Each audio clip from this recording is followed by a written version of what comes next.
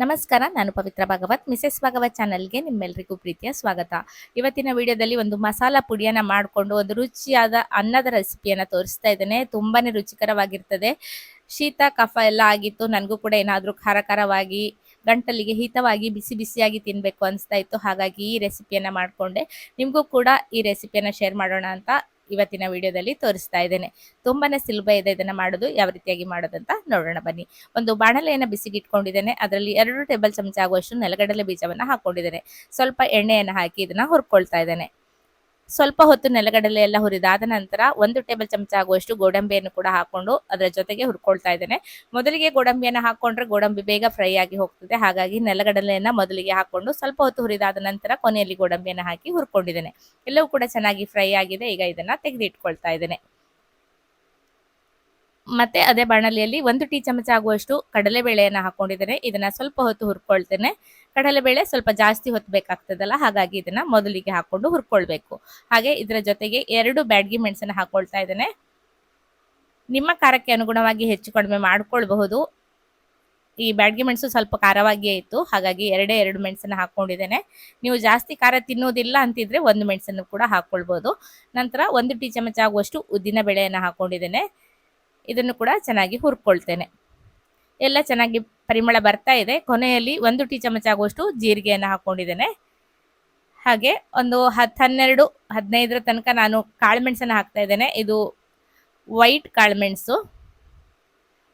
ಸ್ವಲ್ಪ ಹೊತ್ತು ಹುರ್ಕೊಳ್ತೇನೆ. ಜೀರಿಗೆ ಎಲ್ಲ ಚಟಪಟ ಅಂತ ಇದ್ದ ಹಾಗೆ ಹುರಿದಿರುವ ಮಸಾಲೆಯನ್ನೆಲ್ಲ ಎತ್ತಿ ಇಟ್ಕೊಳ್ತಾ ಇದ್ದೇನೆ. ಈಗ ಪುನಃ ಅದೇ ಬಾಣಲೆಯಲ್ಲಿ ಮತ್ತೆ 1 ಟೀ ಚಮಚ ಆಗುವಷ್ಟು ಎಣ್ಣೆಯನ್ನು ಹಾಕೊಂಡು 10, 12 ಬೆಳ್ಳುಳ್ಳಿಯನ್ನು ಹಾಕೊಳ್ತಾ ಇದ್ದೇನೆ. ಇದನ್ನ ಕೂಡ ಚೆನ್ನಾಗಿ ಹೊಂಬಣ್ಣ ಬರುವ ತನಕ ಹುರ್ಕೊಳ್ತೇನೆ. ಇದು ಚೆನ್ನಾಗಿ ಬಣ್ಣ ಬದಲಾಗಿದೆ, ತೆಗೆದಿಟ್ಕೊಳ್ತಾ ಇದ್ದೇನೆ. ಈ ಒಂದು ಅನ್ನಕ್ಕೆ ಬೆಳ್ಳುಳ್ಳಿ ತುಂಬಾ ಚೆನ್ನಾಗಿ ಆಗ್ತದೆ, ಹಾಗಾಗಿ ಹಾಕೊಳ್ತಾ ಇದ್ದೇನೆ. ಬೆಳ್ಳುಳ್ಳಿ ತಿಂದೇ ಇರೋರು ಖಂಡಿತ ಸ್ಕಿಪ್ ಮಾಡಿ. ನಮ್ಮಲ್ಲಿ ಹಳೆಯ ಕಾಲದಲ್ಲಿ ಮಾಡ್ತಿದ್ದಂತಹ ಒಂದು ಅನ್ನದ ಬಗೆ ಇದು. ಚೊಯ್ ಅನ್ನ ಅಂತ ನಮ್ಮ ಕುಂದಾಪುರದ ಕಡೆ ನಾವು ಹೇಳ್ತೇವೆ. ತುಂಬಾ ರುಚಿಕರವಾಗಿರ್ತದೆ. ಸಾಮಾನ್ಯವಾಗಿ ಇದನ್ನ ಕುಚಲಕ್ಕಿ ಅನ್ನದ ಜೊತೆ ಮಾಡ್ತಾರೆ. ನಾನಿಲ್ಲಿ ಬೆಳ್ತಿಗೆ ಅಕ್ಕಿಯ ಅನ್ನದಲ್ಲಿ ಮಾಡ್ತಾ ಇದ್ದೇನೆ. ಹುರಿದಿರುವ ಮಸಾಲೆ ಎಲ್ಲ ತಣ್ಣಗಾದ ನಂತರ ಮಿಕ್ಸಿ ಜಾರಲ್ಲಿ ಹಾಕೊಂಡಿದ್ದೇನೆ. ಹುರಿದಿಟ್ಟಿರುವ ನೆಲಗಡಲೆ ಹಾಗೆ 1-2 ಪೀಸ್ ಗೋಡಂಬಿಯನ್ನು ಕೂಡ ಇದರ ಜೊತೆಗೆ ಹಾಕೊಂಡಿದ್ದೇನೆ. ಹಾಗೆ ಬೆಳ್ಳುಳ್ಳಿಯನ್ನು ಕೂಡ ಇದರ ಜೊತೆಗೆ ಸೇರಿಸ್ಕೊಂಡಿದ್ದೇನೆ. ಈಗಾಗಲೇ ಎಲ್ಲದನ್ನ ಚೆನ್ನಾಗಿ ನುಣ್ಣಗೆ ಪೌಡ್ರನ್ನ ಮಾಡ್ಕೊಂಡಿದ್ದೇನೆ. ನೆಲಗಡಲೆಯನ್ನ ನೀವು ಸ್ವಲ್ಪ ಕೊನೆಯಲ್ಲಿ ಹಾಕೊಂಡ್ರು ಕೂಡ ಆಗ್ತದೆ. ಮಸಾಲೆ ಎಲ್ಲ ಪುಡಿ ಆದ ನಂತರ ನೆಲಗಡಲೆ ಬೀಜವನ್ನ ಹಾಕಿ ಪುಡಿಯನ್ನ ಮಾಡ್ಕೊಳ್ಳಿ. ಆಗ ನುಣ್ಣಗೆ ಪುಡಿಯನ್ನ ಮಾಡ್ಕೊಳ್ಬಹುದು. ಇಲ್ಲಾಂದ್ರೆ ಸ್ವಲ್ಪ ಎಣ್ಣೆ ಬಿಟ್ಕೊಂಡು ನುಣ್ಣಗೆ ಪುಡಿ ಮಾಡೋದು ಕಷ್ಟ ಆಗ್ಬೋದು. ನಂತರ ಪುನಃ ಅದೇ ಬಾಣಲೆಯನ್ನು ಬಿಸಿಗಿಟ್ಕೊಂಡಿದ್ದೇನೆ. ಸ್ವಲ್ಪ ಎಣ್ಣೆಯನ್ನು ಹಾಕೊಂಡಿದ್ದೇನೆ. ಸಾಸಿವೆನ ಹಾಕೊಳ್ತಾ ಇದ್ದೇನೆ. ಹಾಗೆ ಜೀರಿಗೆಯನ್ನು ಕೂಡ ಹಾಕೊಳ್ತಾ ಇದ್ದೇನೆ. ಸಾಸಿವೆ ಎಲ್ಲ ಚಟಪಟ ಅಂತ ಇದೆ. ಸ್ವಲ್ಪ ಕರಿಬೇವಿನ ಸೊಪ್ಪು, 1-2 ಒಣಮೆಣಸಿನ ಪೀಸು, 1-2 ಹಸಿಮೆಣಸಿನ ಪೀಸನ್ನು ಹಾಕೊಂಡಿದ್ದೇನೆ. ಖಾರ ನಿಮ್ಮ ಅಗತ್ಯಕ್ಕೆ ಅನುಗುಣವಾಗಿ ಹೆಚ್ಚು ಕಡಿಮೆ ಮಾಡ್ಕೊಳ್ಳಿ. ಹಸಿಮೆಣಸು ತುಂಬಾ ಖಾರವಾಗಿರೋದಿದ್ರೆ 1 ಪೀಸ್ ಹಾಕೊಂಡ್ರು ಕೂಡ ಸಾಕು. ಪರಿಮಳ ಚೆನ್ನಾಗಿ ಬರ್ತದೆ ಅಂತ ಹಾಕೊಂಡಿದ್ದೇನೆ ಅಷ್ಟೇ. ಇಲ್ಲಾಂದ್ರೆ ಒಣಮೆಣಸನ್ನ ಮಾತ್ರ ಹಾಕೊಂಡು ಕೂಡ ನೀವು ಒಗ್ಗರಣೆಯನ್ನು ಮಾಡ್ಕೊಳ್ಬಹುದು. ಒಗ್ಗರಣೆ ಎಲ್ಲ ಚೆನ್ನಾಗಿ ಬಾಡಿದ ನಂತರ ಕಟ್ ಮಾಡಿರುವಂತಹ 1 ಈರುಳ್ಳಿಯನ್ನ ಹಾಕೊಂಡಿದ್ದೇನೆ. ಎಣ್ಣೆಯಲ್ಲಿ ಈರುಳ್ಳಿಯನ್ನ ಚೆನ್ನಾಗಿ ಹೊಂಬಣ್ಣ ಬರುವ ತನಕ ಬಾಡಿಸ್ಕೊಳ್ತೇನೆ.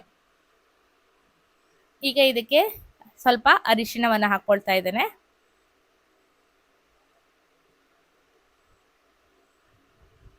ನಂತರ ರುಚಿಗೆ ಬೇಕಾಗುವಷ್ಟು ಉಪ್ಪನ್ನು ಹಾಕೊಳ್ತಾ ಇದ್ದೇನೆ. ಈ ಒಂದು ಪುಡಿಯನ್ನ ಮಾಡಿಟ್ಕೊಂಡ್ರೆ ನಿಮಗೆ ಎಷ್ಟು ಬೇಕೋ ಅಷ್ಟು ಪುಡಿಯನ್ನ ಹಾಕೊಂಡು ಅನ್ನವನ್ನ ಕಲಿಸ್ಕೊಳ್ಬಹುದು. ಮಾಡಿಟ್ಟಿರುವಂತಹ ಪುಡಿಯನ್ನ ಹಾಕಿ ಒಗ್ಗರಣೆಯಲ್ಲಿ ಒಮ್ಮೆ ಚೆನ್ನಾಗಿ ಮಿಕ್ಸ್ ಮಾಡ್ಕೊಳ್ತಾ ಇದ್ದೇನೆ. ನಿಮ್ಮ ಖಾರಕ್ಕೆ ಅನುಗುಣವಾಗಿ ಮೆಣಸಿನ ಪುಡಿಯನ್ನ ಹೆಚ್ಚು ಕಡಿಮೆ ಹಾಕೊಳ್ಬಹುದು. ಈಗ ಅನ್ನವನ್ನ ಈಗಾಗಲೇ ಮಾಡಿಟ್ಕೊಂಡಿದ್ದಿದೆ, ಉದುರಾಗಿದೆ. ತಣ್ಣಗಾಗಿರುವ ಅನ್ನವನ್ನೇ ನಾನಿಲ್ಲಿ ಬಳಸ್ತಾ ಇದ್ದೇನೆ. ಸಾಮಾನ್ಯವಾಗಿ ಚೊಯ್ ಅನ್ನ ಅಂದ್ರೆ ಸಂಜೆ ರಾತ್ರಿಯ ಊಟಕ್ಕೆ ಮಾಡ್ತಾ ಇದ್ರು. ಮುಂಚೆ ಎಲ್ಲ ಏನಾದ್ರು ಮಾಡಿರುವಂತಹ ಪದಾರ್ಥ ಖಾಲಿ ಆಗಿದ್ರೆ ರಾತ್ರಿಯ ಊಟಕ್ಕೆ ದಿಢೀರಾಗಿ ಈ ರೀತಿ ಒಂದು ಒಗ್ಗರಣೆಯನ್ನ ಮಾಡಿಕೊಂಡು ಅನ್ನವನ್ನ ಮಾಡ್ತಾ ಇದ್ರು. ಅದಕ್ಕೆ ಚೊಯ್ ಅನ್ನ ಅಂತ ಹೇಳ್ತಾ ಇದ್ರು. ಸ್ವಲ್ಪ ಭಿನ್ನವಾಗಿ ನಾನು ಇದನ್ನ ರೆಸಿಪಿಯನ್ನ ಮಾಡಿ ನಿಮ್ಮ ಜೊತೆ ಶೇರ್ ಮಾಡ್ತಾ ಇದ್ದೇನೆ. ಕೊನೆಯಲ್ಲಿ ಸ್ವಲ್ಪ ನೆಲಗಡಲೆ ಹಾಗೂ ಗೋಡಂಬಿ ಪೀಸ್ ಹುರಿದಿಟ್ಟಿದ್ದೆ ಅಂತ ತೆಗೆದಿಟ್ಟಿದ್ದೆ, ಅದನ್ನ ಹಾಕೊಂಡಿದ್ದೇನೆ. ಹಾಗೆ ರುಚಿಯ ಬ್ಯಾಲೆನ್ಸಿಗೆ ಲಿಂಬೆ ಹಣ್ಣಿನ ರಸವನ್ನ ಹಾಕೊಂಡಿದ್ದೇನೆ. ಚಿಕ್ಕದಾಗಿ ಕಟ್ ಮಾಡಿರುವಂತಹ ಕೊತ್ತಂಬರಿ ಸೊಪ್ಪನ್ನು ಕೂಡ ಹಾಕ್ತಾ ಇದ್ದೇನೆ. ಬೆಳ್ತಿಕ್ಕಿ ಅನ್ನ ಆಗಿರೋದ್ರಿಂದ ಕೊತ್ತಂಬರಿ ಸೊಪ್ಪು ಹಾಕಿದ್ರೆ ಚೆನ್ನಾಗಾಗ್ತದೆ ಅಂತ. ಕುಚ್ಚಲಕ್ಕಿ ಅನ್ನಕ್ಕಾದರೆ ಕೊತ್ತಂಬರಿ ಸೊಪ್ಪನ್ನೆಲ್ಲ ಹಾಕೋದಿಲ್ಲ, ಹಾಗೆ ಈ ರೀತಿ ಒಗ್ಗರಣೆಯನ್ನು ಮಾಡಿ ಮಿಕ್ಸ್ ಮಾಡುವಂಥದ್ದು. ತುಂಬಾನೇ ರುಚಿಕರವಾಗಿರ್ತದೆ. ಖಂಡಿತ ಟ್ರೈ ಮಾಡಿ ನೋಡಿ. ಇವತ್ತಿನ ಈ ಒಂದು ಚೊಯ್ ಅನ್ನದ ರೆಸಿಪಿ ನಿಮಗೆಲ್ಲ ಇಷ್ಟ ಆಗಿದೆ ಅಂತ ಅನ್ಕೊಳ್ತೇನೆ. ಇಷ್ಟ ಆದರೆ ಖಂಡಿತ ಲೈಕ್ ಮಾಡಿ, ಶೇರ್ ಮಾಡಿ, ಅನಿಸಿಕೆಯನ್ನು ಕಮೆಂಟಲ್ಲಿ ತಿಳಿಸಿ. ಹಾಗೆ ಚಾನಲನ್ನು ಸಬ್ಸ್ಕ್ರೈಬ್ ಮಾಡಿಕೊಂಡು ಸಪೋರ್ಟ್ ಮಾಡಿ ಅಂತ ಕೇಳ್ಕೊಳ್ತೇನೆ. ಹಲವಾರು ದಿವಸಗಳಿಂದ ನನಗೆ ವಿಡಿಯೋವನ್ನು ಪೋಸ್ಟ್ ಮಾಡಲಿಕ್ಕೆ ಆಗಿರಲಿಲ್ಲ. ನವರಾತ್ರಿಯ ಬ್ಯುಸಿ ಇತ್ತು, ಹಾಗೆ ಹಲವಾರು ತೊಂದರೆಗಳು ಕೂಡ ಬಂತು, ಹಾಗಾಗಿ ಪೋಸ್ಟ್ ಮಾಡಿರಲಿಲ್ಲ. ಇನ್ನು ರೆಗ್ಯುಲರ್ ಆಗಿ ಪೋಸ್ಟ್ ಮಾಡುವ ಪ್ರಯತ್ನವನ್ನು ಮಾಡ್ತೇನೆ. ಖಂಡಿತ ವಿಡಿಯೋಗೆ ಲೈಕ್ ಮಾಡಿ. ಇದೇ ರೀತಿ ಇನ್ನೂ ಹೆಚ್ಚಿನ ರೆಸಿಪಿಗಳೊಂದಿಗೆ ಬರ್ತಾ ಇರ್ತೇನೆ. ಮತ್ತೊಂದು ವಿಡಿಯೋದಲ್ಲಿ ಸಿಗ್ತೇನೆ. ಅಲ್ಲಿಯವರೆಗೂ ನಮಸ್ಕಾರ.